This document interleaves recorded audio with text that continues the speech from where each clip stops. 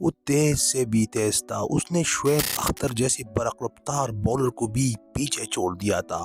تو کیا آپ جانتے ہیں کہ دنیا کا تیز ترین پاکستانی بولر جو صرف 5 ٹیسٹ میچز ہی کھیل پایا تھا، 28 نومبر 1996 کی صبح کی بات ہے، جب کیوی بلے باز راولپنڈی کرکٹ اسٹیڈیم میں اترے تو انہیں اندازہ نہ تھا کہ ان کا پالا کس سے پڑنے والا تھا۔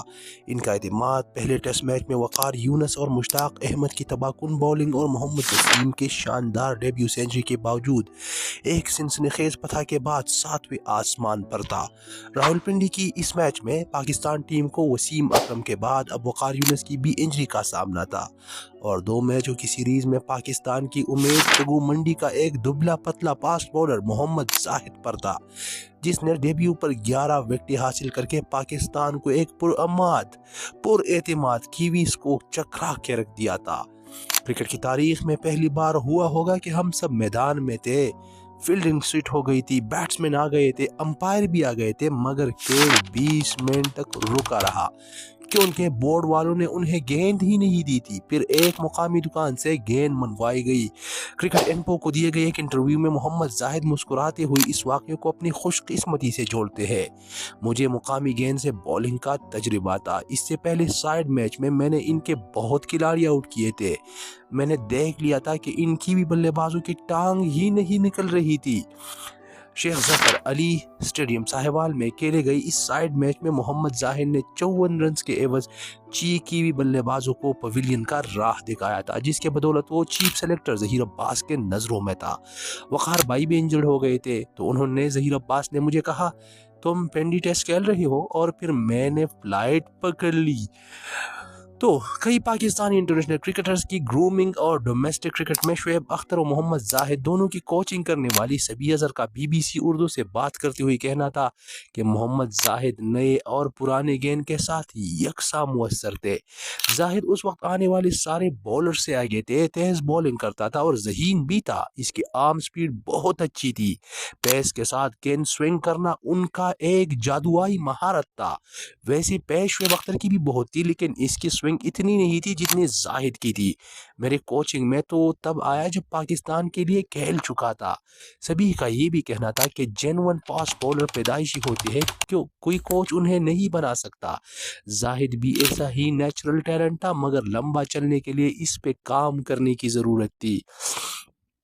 نیوزی لینڈ کے خلاف سیریز کے بعد پاکستان نے آسٹریلیا میں ٹرائنگولر سیریز کے لی، جہاں تیسری ٹیسٹ ویسٹ انڈیز کے ساتھ تھی، اور یہاں کرکٹ کے پرنس برائن لارا کا پالا محمد زاہد سے ہوا۔ برائن لارا اور محمد زاہد کا مقابلہ اگرچہ زیادہ طویل نہ ہو پایا، مگر اس مختصر ملاقات نے ہی legendary West Indian pacer Michael Holding کو، جو 1970 اور 1980 کی دہائیوں کے ویسٹ انڈین فاسٹ بولر تھے، ان کو اس کا یاد دلایا۔ برسوں بعد بھی برائن لارا کے ذہن میں اس مقابلے کی یاد تازہ ہے، اور وہ آج بھی یہ کہتے ہیں کہ اپنی کیریئر میں انہوں نے محمد زاہد سے تیز بولر کا سامنا کبھی بھی نہیں کیا۔ گو کہ اس دور میں ٹیکنالوجی کی کمی تھی اور سپیڈ گن کی کامیابی کے سبب اس دعوے کی حتمی توثیق نہیں ہو پائی، مگر عہد ساز برائن لارا کی گواہی کے بجائے خود کسی توثیق سے کم نہیں۔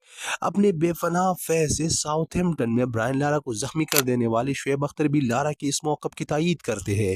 محمد زاہد کے ہمراہ ڈاکٹر نعمان یحییٰ کو دیے گئے ایک یوٹیوب انٹرویو میں شعیب نے کہا تھا کہ جب زاہد نے ڈیبیو پر 11 وکٹیں لیے تو ہم سب پیسرز نے کہا بھائی اگلے 10 سال یہی کھیلے گا، ہمارا کوئی چانس نہیں۔ شعیب اختر کے مطابق میں ہمیشہ مانتا تھا کہ زاہد مجھ سے بہتر ایتھلیٹ تھا، مجھ سے زیادہ تیز تھا۔ دنیا میں اگر کوئی ردم کے اعتبار سے درست ترین فاسٹ بولر تھا تو زاہد ہی تھا، کہ اس میں مائیکل ہولڈنگ جیسا رن اپ، میلکم مارشل کی طرح ہوا میں پیس، اور وسیم اکرم جیسی چالاکی ان کی بولنگ کی نمایاں خصوصیات تھی۔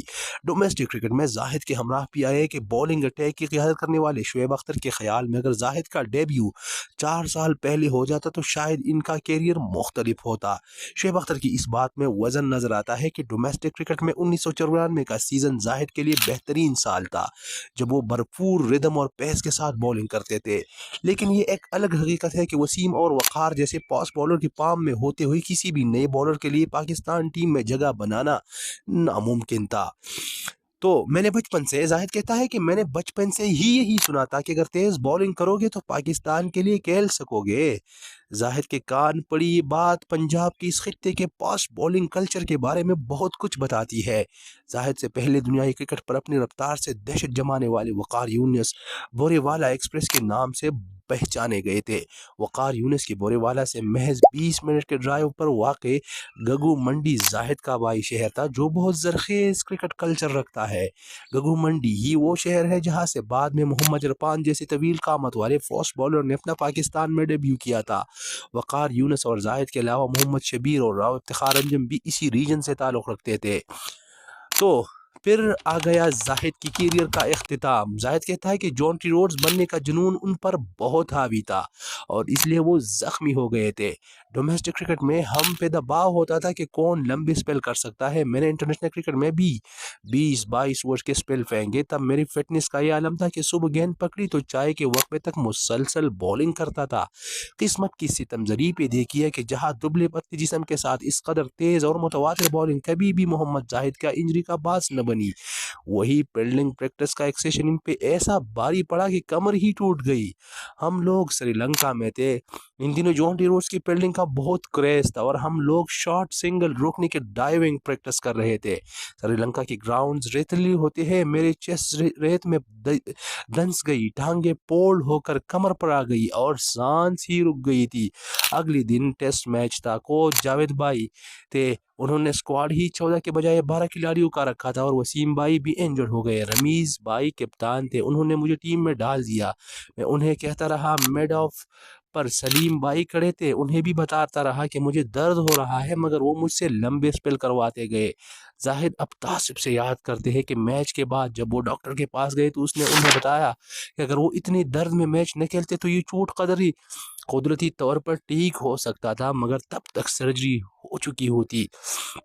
लेकिन इन संगीन चोट और सर्जरी के बावजूद जाहिद की रफ्तार और काट में ज्यादा फर्क नहीं आया और 6 ही माह बाद जब कनाडा में सहारा कप के दौरान एक निहायत मजबूत इंडियन बैटिंग लाइनअप सामने आई तो जाहिद का जादू फिर सर चढ़ गया। वो Indian batting order Azharuddin, Rahul Dravid, Sachin Tendulkar और शाहरुख गंगूली जैसे बल्लेबाजों पर मुश्तमिल था, मगर जाहिद के बेपनाह पेस और स्विंग के सामने इनके सब गाहक बल्लेबाजों की कद में डोलते नजर आ रही थी। सभी अजहर के मुताबिक कि जब कोई बॉलर इतनी ज्यादा रफ्तार से गेंद को स्विंग करने लगता है तो अच्छे अच्छे बल्लेबाज के लिए भी संभलना बहुत मुश्किल होता है। इसकी नेचुरल इन स्विंग थी और रफ्तार तो बहुत ज्यादा थी।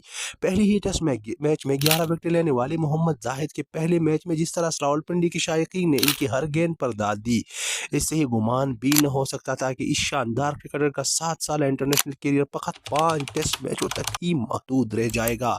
कई बरस पहले डॉन के साथ एक इंटरव्यू में जाहिद ने शिकवा किया था कि बोर्ड को इनकी शक्ल पसंद नहीं थी। मैं डोमेस्टिक क्रिकेट में जान मारता रहा मगर मुझे दोबारा मौका ही नहीं दिया गया। हालांकि कमर की सर्जरी के बावजूद जाहिद का अज़म नहीं डोला था और उन्होंने बेहतरीन कमबैक भी किया, मगर फिर एक वार्म अप सेशन में फुटबॉल खेलते हुए इनका घुटना टूट गया। 1.5 साल तो घर में ही गुजरा, किसी ने पूछा तक नहीं। यहाँ पाकिस्तान में इसका इलाज था नहीं। मेरी वालिदा मालिश करती रही कि इससे ठीक हो जाएगा। जाहिद के शक्वे अपने जगह, लेकिन कोच सभी अजहर के ख्याल में फास्ट बॉलर को इंजरी से बहाली के बाद कम बैक करने के लिए जितनी मेहनत दरकार होती है शायद वो इतनी मेहनत नहीं कर पाए, इसलिए मोहम्मद जाहिद का कैरियर सिर्फ 5 टेस्ट मैचों तक महदूद रहा।